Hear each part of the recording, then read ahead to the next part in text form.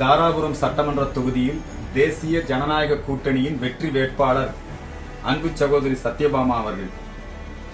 பாரம்பரியமிக்க ஒரு குடும்பத்திலே இருந்து வந்தவர் சகோதரி சத்யபாமா அவர்கள். படித்தவர், பண்பாளர். அது மட்டுமல்ல, அவங்களுடைய தகப்பனார், அவங்க கணவர் இந்த தாராபுரம் சட்டமன்ற தொகுதியிலே சட்டமன்ற உறுப்பினராக இருந்து பல்வேறு விதமான மக்கள் நலப் பணிகளை செய்திருக்கிறார்கள். பாரம்பரியமான அனைத்து இந்திய அண்ணா திராவிட முன்னேற்ற கழகத்தினுடைய குடும்பத்தை சார்ந்தவர். இந்த மண்ணின் மைந்தர் என்று சொல்லக்கூடிய அளவுக்கு இந்த பகுதியிலேயே இருப்பவர். இந்த தாராபுரம் சட்டமன்ற தொகுதி கடந்த சட்டமன்ற தேர்தலிலே ஒரு குறைவான வாக்குகள் வித்தியாசத்திலே ஏடிஎம்கே கூட்டணி தன்னுடைய வெற்றி வாய்ப்பை இழந்தது. நிச்சயமாக இப்போ தமிழ்நாடு முழுக்க எடப்பாடியாருடைய அலை வீசிக் கொண்டிருக்கிறது.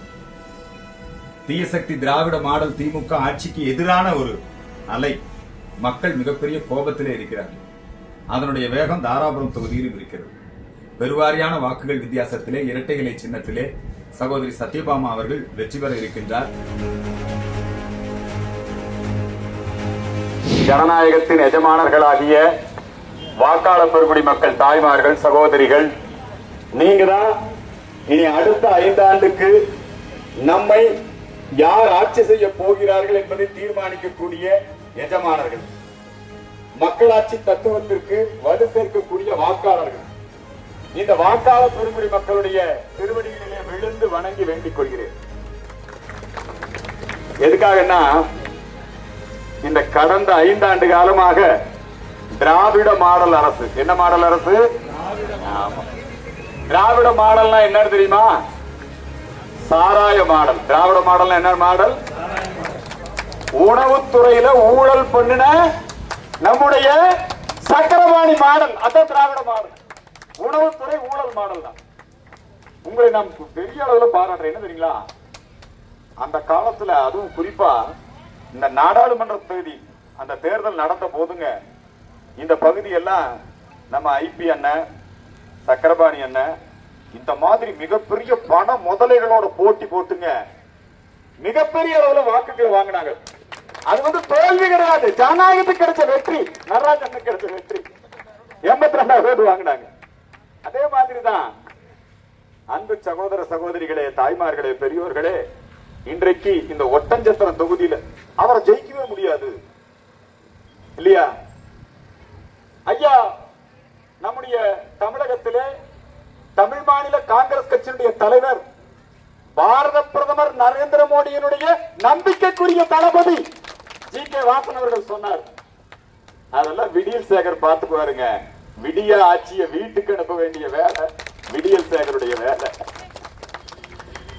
நிச்சயமாக 1,00,000 ஓட்டு வித்தியாசத்துல ஜெயிச்ச சக்கரபாணிய கடந்த முறை 27,000 ஓட்டு கொண்டு வந்துட்டீங்க இல்லையா? அவ்வளவுதான் வித்தியாசம்.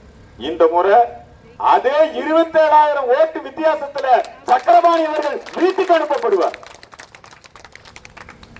இன்றைக்கு இந்த ஒட்டஞ்சத்திரம் பகுதியிலே திராவிட மாடல் ஆட்சியிலே முழுக்க முழுக்க கனிம வள கொள்ளை, மணல் கொள்ளை.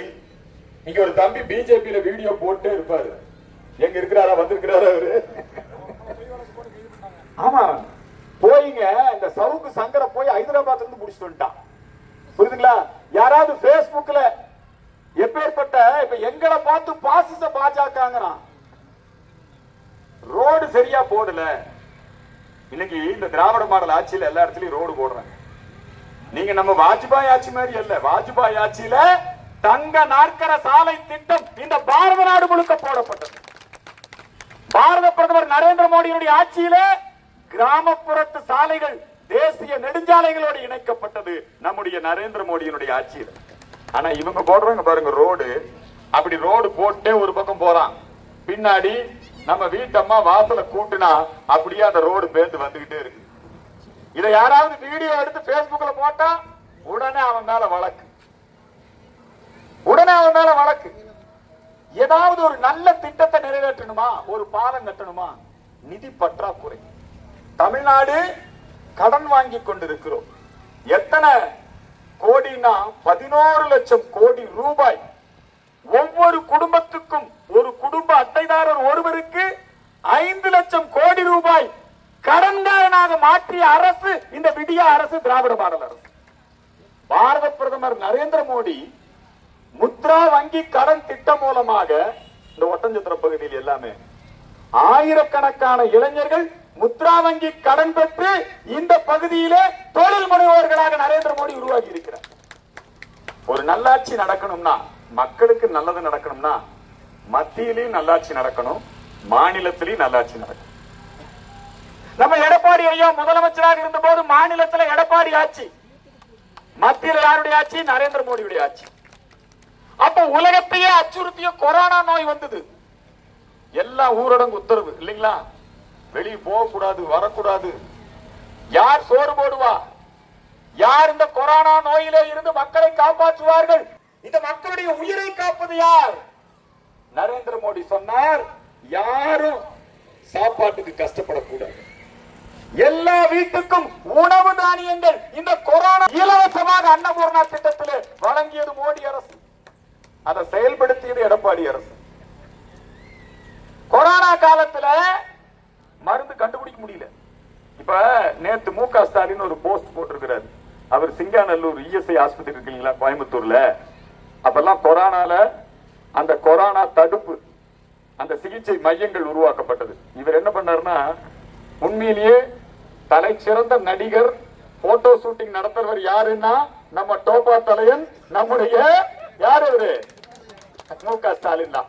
என்ன பண்ணாரு தெரியுங்களா? அந்த வரவேற்பறைய 4 சோபாவை போட்டு 4 கட்ல போட்டு இவர் அப்படியே விண்வெளி வீரர் மாதிரிங்க அந்த கவுன் எல்லாம் போட்டுக்கிட்டு போய் ஒரு போட்டோ எடுத்து போட்டுட்டு, நான் வந்து கொரோனாவை கண்டு அஞ்சவில்லை, சாட்சிக்கு துர்காமாவை கூப்பிடுறாரு.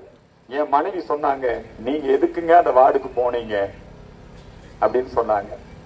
ஆனா உண்மையில கொரோனா நோயை விரட்டி அடித்தது யார் என்று சொன்னால், இந்த கொரோனா நோய்க்கு தடுப்பூசியை கண்டுபிடித்து அந்த தடுப்பூசியை இந்த நாடு முழுக்க இருக்கக்கூடிய 160 கோடி மக்களுக்கு இலவசமாக, நீங்க எல்லாம் தடுப்பூசி போட்டிருக்கீங்கல்ல, 2 டோஸ் போட்டிருக்கீங்கல்ல, முழுமையாக இலவசமாக தடுப்பூசியை நமக்கு போட்டு மரணத்திலே இருந்து இந்த நாட்டு மக்களை காப்பாற்றியவன் நரேந்திர மோடி. உயிரை காப்பாத்தின கட்சியா, உயிரை காப்பாத்தின தலைமையா நரேந்திர மோடி.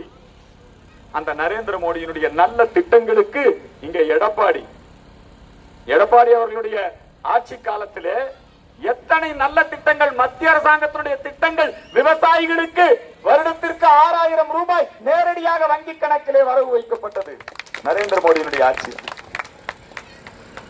பெண்கள் அத்துணை பேருக்கும் இலவச அடுப்பு உஜ்வலா திட்டம் நாடு முழுக்க ஏறத்தாழ 6 கோடி குடும்பங்களுக்கு நம்முடைய நரேந்திர மோடியுடைய அரசு. இப்ப பாத்தீங்கன்னா ஸ்டாலின் லெட்டர் எழுதுறாரு, உலகம் முழுக்க யுத்தம் நடக்குது, அந்த யுத்தத்துல எல்லாம் பெட்ரோல் கிணறு மேலேயே குண்டை போடுறான், பெட்ரோல் டீசல் தட்டுப்பாடு, பெட்ரோல் டீசல் கிடைக்கல, பெட்ரோல் டீசல் விலை உயருது, மின்சாரம் இல்ல, இலங்கையில மக்கள் மின்சாரம் இல்லாம இருக்கான், பாகிஸ்தான்ல கொரோனா ஊரடங்கு மாதிரி ஊரடங்கு போட்டுட்டான். ஆனால் இந்தியாவுக்கு வரக்கூடிய எண்ணெய் கப்பல் ஈரானா இருந்தாலும் சரி, இஸ்ரேலா இருந்தாலும் சரி, அமெரிக்காவா இருந்தாலும் சரி, நரேந்திர மோடியினுடைய பெயரை சொன்ன உடனேயே நம்முடைய நாட்டிற்கு தேவையான சிலிண்டர் அர்ஜென்டினால இருந்து வருது. இதெல்லாம் கிராமத்துல தெரியாதுங்க. கிராமத்துல என்ன சொல்றாங்கன்னா, ஏதாவது இந்த மாதிரி நல்ல திட்டங்களுக்கு நிதி கேட்டா என்னங்கிறாங்கன்னா, நிதி இல்ல. ஆனா கருணாநிதிக்கு நினைவு சின்னம் வைக்கிறதுக்கு, கருணாநிதிக்கு பேனா வைக்கிறதுக்கு, கடல்ல பேனா, அது பேனா வைக்கிறதுக்கு நிதி இருக்கு இல்லைங்களா? கருணாநிதிக்கு சிலை வைக்கிறதுக்கு நிதி இருக்குது, அவங்க குடும்பத்தாருக்கு விழா எடுத்துக்கிறதுக்கு நிதி இருக்குது. ஆனா ஏழை எளிய மக்கள் பயன்படுத்தக்கூடிய சாலை வசதிகளை மேம்படுத்துவதற்கு நிதி இல்லை, பாலங்கள் கட்டுவதற்கு நிதி இல்லை. படிக்கின்ற மாணவர்களுக்கு அம்மா ஆட்சியில அத்தனை பேர்த்துக்கும் மடிக்கணினி வழங்கக்கூடிய திட்டத்தை அம்மா ஆட்சியில நடத்தினார், எடப்பாடி ஆட்சியில செஞ்சு காட்டினாரு இல்லைங்களா? அம்மா மக்கள் முன்னேற்ற கழகத்தினுடைய வெற்றி வேட்பாளர், தேசிய ஜனநாயக கூட்டணியுடைய வெற்றி வேட்பாளர், பார்ப்புகள் பாரதிய ஜனதா கட்சியினுடைய வெற்றி வேட்பாளர், அனைத்து இந்திய அண்ணா திராவிட முன்னேற்ற கழகத்தினுடைய வெற்றி வேட்பாளர், பிரஷர் குக்கர் சின்னத்திலே தீய சக்தியாம் திராவிட முன்னேற்ற கழகத்தை வீட்டுக்கு அனுப்பிட மீண்டும் அனைத்து இந்திய அண்ணா திராவிட முன்னேற்ற கழகத்தினுடைய எடப்பாடியார் தலைமையிலான ஆட்சி அமைந்திட பிரஷர் குக்கர் சின்னத்திலே வாக்குகளை சேகரிக்க ஆசீர்வாதம், கடவுளுடைய ஆசீர்வாதம் நம்முடைய தமிழகத்தில் மீண்டும் நம்முடைய எடப்பாடியாருடைய ஆட்சி, வெற்றி சின்னம் இரட்டையிலுடைய ஆட்சி வரப்போகுது. உங்களுடைய பேராதரவோட நல்ல ஆசீர்வாதம். மத்தியில் மோடி, மாநிலத்தில் எடப்பாடி. ரொம்ப சந்தோஷம்.